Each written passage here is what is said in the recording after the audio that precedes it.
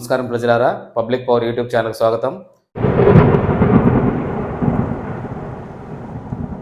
ఈరోజు మనం ఇంతకుముందు అవని అపార్ట్మెంట్ గురించి వీడియో రిలీజ్ చేశాము.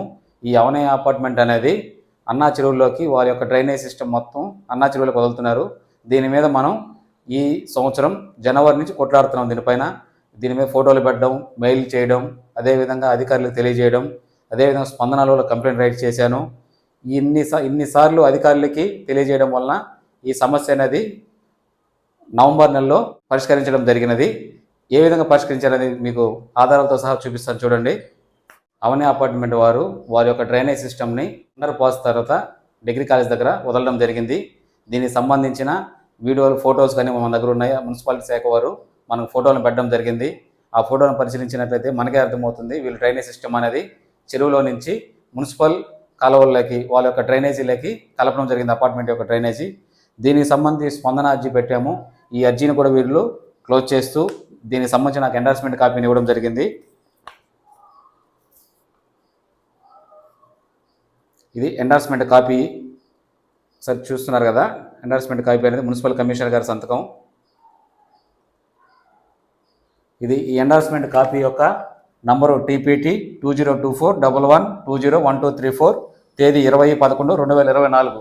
అంటే ఈ తేదీలో ఈ కంప్లైంట్ ద్వారా ఎండార్స్మెంట్ కాపీని మనకి ఇచ్చి ఈ సమస్యను పరిష్కరించడం జరిగిందని మనకు ఆర్డర్ పాస్ చేశారు. ఒక ఎండార్స్మెంట్ కాపీని మనకి ఇచ్చారు. దీన్ని బట్టి అర్థమవుతుంది. ఆ ఫోటోలు ప్లస్ ఈ అర్జీని చూసి అవని అపార్ట్మెంట్ యొక్క డ్రైనేజ్ సిస్టమ్ అనేది మున్సిపల్ యొక్క డ్రైనేజ్ సిస్టంలోకి కలపడం జరిగింది. మనం ఇది ఇంచుమించుగా 10 నెలలుగా కొట్లాడడం జరిగింది ఈ సమస్య పైన.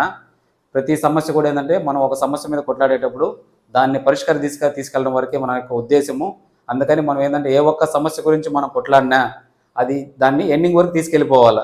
తర్వాత చాలా వరకు ఏంటంటే న్యూస్ అనేది సమస్య ఈరోజు ఉంటుంది, రేపు అది పరిష్కారం ఏమైంది అనేది ప్రజలకు తెలియదు. కానీ మనం ఏంటంటే సమస్య గురించి చెప్తాము, దీన్ని ఏ విధంగా పరిష్కారమైన విషయం కూడా అందరి ప్రజలకు తెలియజేయడం జరుగుతుంది. ఇక్కడ నేను ప్రతి వీడియోలో కూడా ఏంటంటే మీకు ఫిర్యాదు నంబరు, డేటు, ఎండార్స్మెంట్ కాపీ నెంబర్లు ఇవన్నీ నేను డిస్ప్లే బోర్డు మీద పెడుతూ ఉంటాను. దీని యొక్క కారణం ఏంటంటే ఎవరైనా ఎప్పుడైనా సరే దీని మీద సమాచార హక్కు చట్టం ద్వారా అప్లై చేసి ఈ ఎండార్స్మెంట్ కాపీని మాకు జెరాక్స్ కాపీ కావాలని దరఖాస్తు చేస్తే ఆ శాఖ వారు ఆ ఎండార్స్మెంట్ కాపీని జెరాక్స్ ఇస్తారు. మనం ఈ ఎవిడెన్స్ కూడా అంటే ప్రజలకి మనం ఇచ్చే సమాచారం అనేది స్పష్టంగాను, రెండోది ఏంటంటే అందరికీ అందుబాటులో అర్థమయ్యే విధంగా అందరికీ తెలియాలి. ప్రతిదీ మనం డాక్యుమెంట్ ప్రూఫ్తో మాత్రమే మాట్లాడడం జరుగుతుంది. ఈ డాక్యుమెంట్ ప్రూఫ్ కోసమే ఇవన్నీ నేను బోర్డు మీద రాస్తూ ఉంటాను. ఈ ప్రూఫ్ల ఆధారం చేసుకొని మీరు కూడా దీని మీద అడిగి ఆర్టీఐ కింద సమాచారం తీసుకొని అసలు ఏ విధంగా పరిష్కారమైన సమస్య అనేది కూడా తెలుసుకొనవచ్చు. ఈ వీడియో చూసిన ప్రతి ఒక్కరికి ధన్యవాదములు.